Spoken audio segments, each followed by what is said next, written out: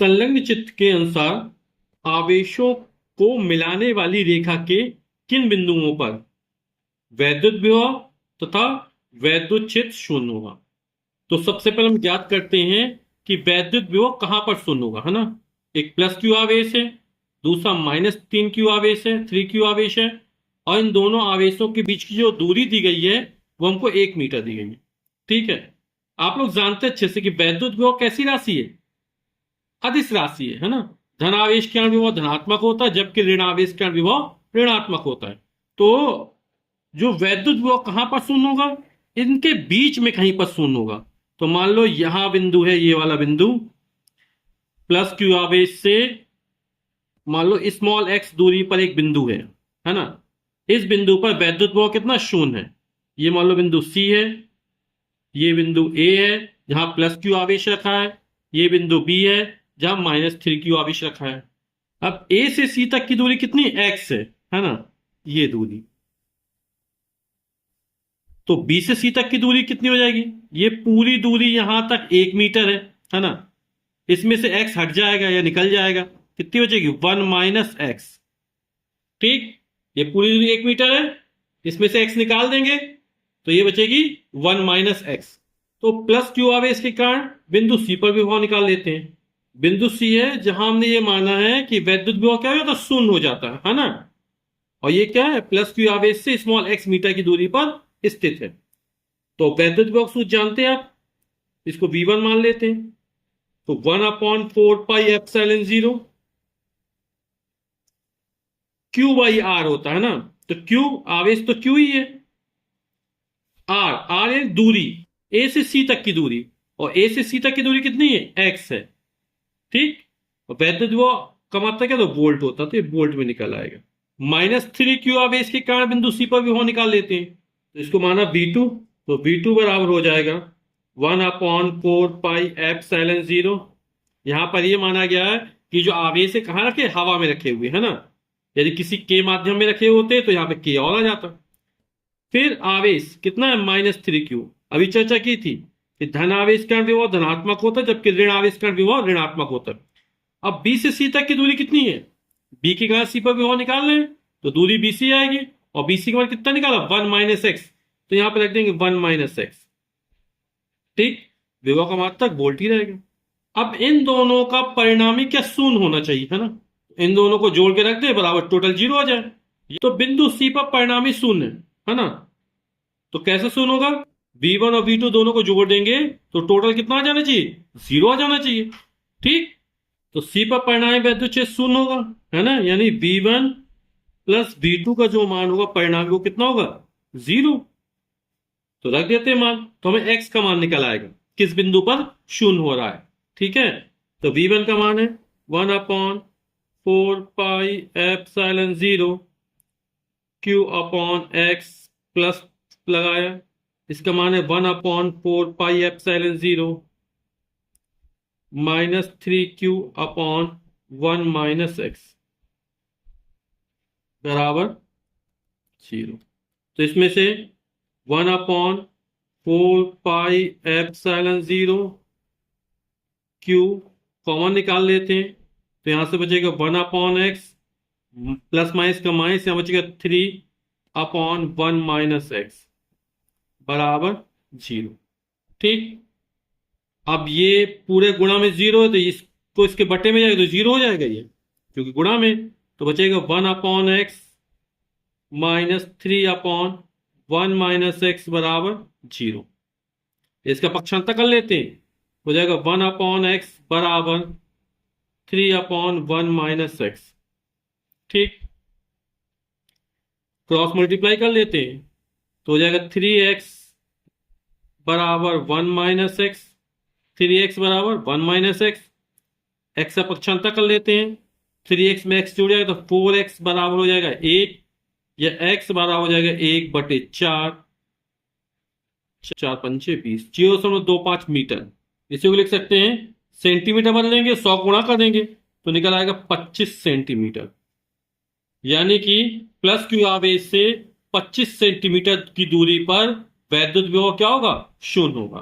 तो ये हमारा पहला आंसर निकल आएगा। अब हमें याद करना वैद्युत क्षेत्र शून्य होगा, है ना।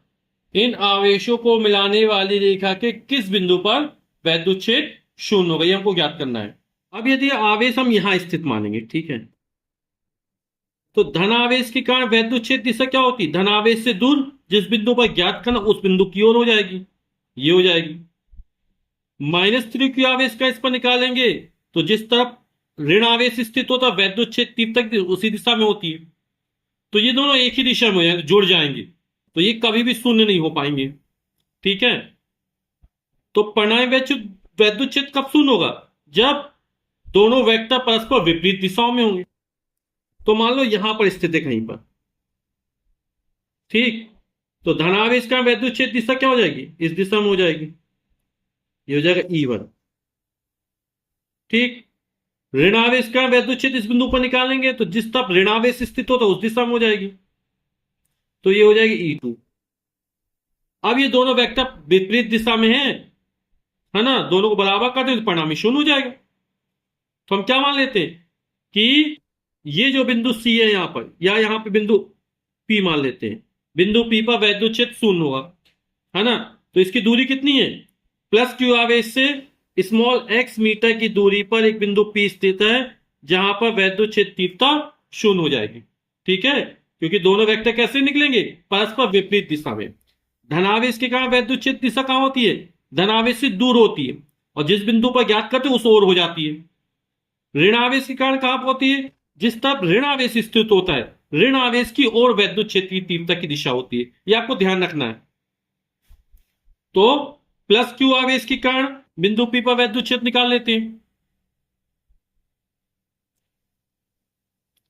तो वैद्युत क्षेत्र तीव्रता E1 मान ली, E1 बराबर हो जाएगा 1/4πε0 q, तो आवेश q ही दिया, बटे r², r क्या है, दूरी, है ना।